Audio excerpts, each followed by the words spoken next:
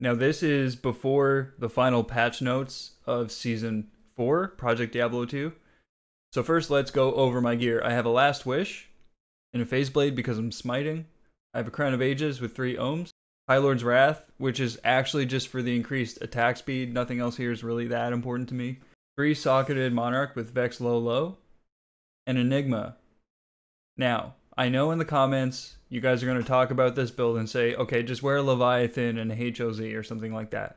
I tried this with Joust, and I'm not good with Joust. What I am good with is Blink. So I'm going to stick with Enigma. There's a few things happening here. The 2 to all skills gives me quite a bit of extra damage with the new changes to physical damage. 25 faster run walk is actually super useful in the Dclone battle. And also the plus to strength helps me equip the Monarch, which has a plus to strength. And then I can equip the COA without having to put any minus requirement jewels in it, or any hell runes. Hotspurs for the fire res and max fire res. 2 Ravenfrost. So I wear 2 Ravenfrost so that I can face tank the Bale Novas while I'm running away from the minions and the magic damage. I'm wearing a Nosferatu's Coil. I understand that Lifesteal does not work with Smite.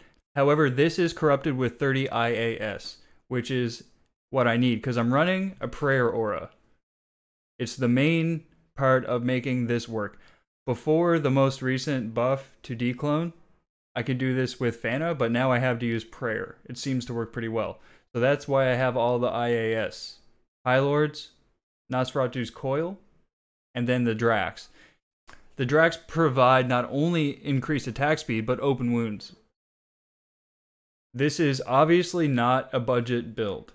I don't think I could pull this off with a budget build. So for my skill tree, Max Smite, Max Holy Shield, no offensive auras. Prayer is on max. Defiance is max because it's a synergy.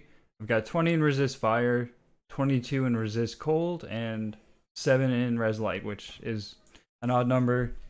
So the reason it looks overstacked now is because my Fade is still procced from the battle, but I have 95 fire res, 95 cold, 83 light, and 75 poison. I'm actually only running 43 PDR with Fade. I only have 27 FHR, but as you see, it's a pretty fast clear. It's just a little rejuve heavy, which before the most recent patch, I could do this without the cube, but now I have to use the cube. Before you guys say anything in the comments, the patch notes say that res are capped at 90, but they couldn't get it to work, so they actually just made Dclone harder. The Dclone change is significant. If you read the patch notes, it's like 7.5% increased damage to his firewall, and there are some other things like increased area to the meteors. I'll put a link to the current patch notes in the description.